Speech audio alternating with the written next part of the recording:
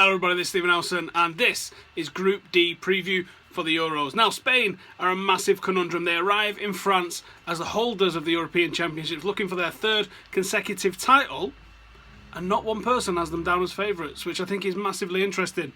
And I know the reason why they're not massively favourites, and I'll get to them in a second, but first up we've got Croatia. So, bound together by the midfield of Rakitic and Modric.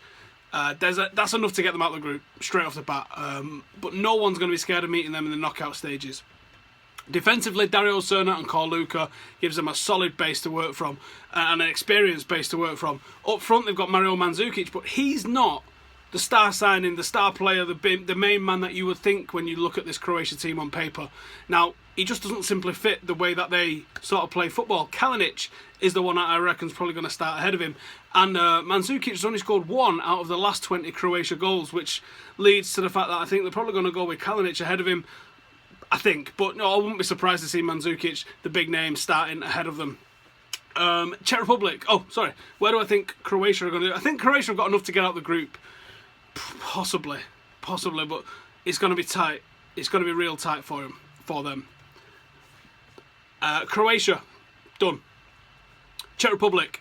Now, the Czech side's a masterpiece of tactical flexibility. They implement a high press 4-2-3-1 when they're against worse opposition, when they're the better side, and they're happy to sit, defend deep, and hit on the counter when they're the weaker side, if you like. Up front, I'm going to expect Thomas Nekid. I am butchering that pronunciation, sorry. He's going to be up front with Thomas Rosicky behind. Now, Nekid has been linked to Juventus, and he's a good player from what I've seen of him, and a little bit of YouTube scouting that I have done.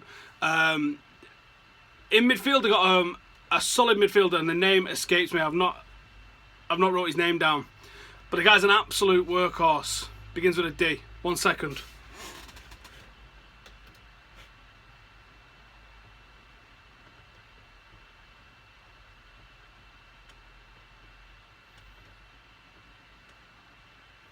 Derrida.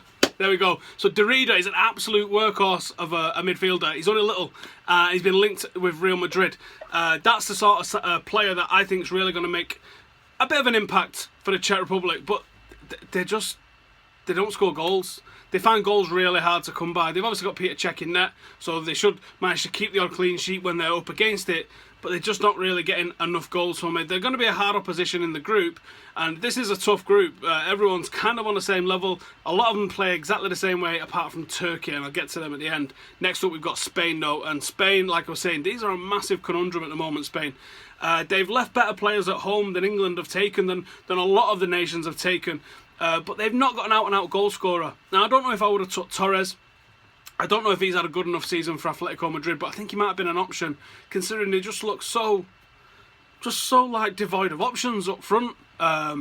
If you look at the names that they've got for the rest of the team, now obviously they've got a couple of cracking goalkeepers in Casillas and David De Gea. Not sure who's going to start out of all of those. But then you're looking at the defence, they've got Bellerin, Piqué, Ramos, Alba, midfield, Fabregas, Busquets, Iniesta, Koke, Silva, stacked. And then up front you go, Pedro, I suppose, and they've got Morata. Morata's a decent player. He's getting like a goal every 3 games up front, but that's not the sort of out-and-out absolute goal scorer. When you look at the players that they've got world-class players right throughout every other position except for centre-forward. If they had a world-class centre-forward, this team would absolutely smash it. Now, they're pretty good defensively, very good in midfield, great goalkeeper, but you just can't see them progressing any further than maybe the quarters, possibly the semis. Can't see them getting to a final. I certainly can't see them winning it. Which is mad to say. They could be going for their 3rd European Championships. It's going to depend who they get, whether they can even get through the quarters. I do expect them to escape the group, though. Next up, we've got Turkey. Now, these like to attack, and they might jib through with Spain.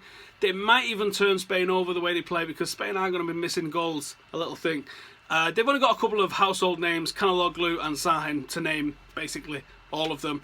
But they attack quickly and they attack as a unit, and they don't really give a fuck about defence when they attack as well. So these are going to flood forward. They might get hit on the break, but they're also pushing for that goal. So I think it's going to be tight whether Turkey are able to go through. I think they're going to expose themselves at the back by being a little bit naive when they attack in numbers. I reckon it's going to be Spain. I reckon it's going to be Croatia, just edging Turkey. That game between Turkey and Croatia is going to be the key game, obviously.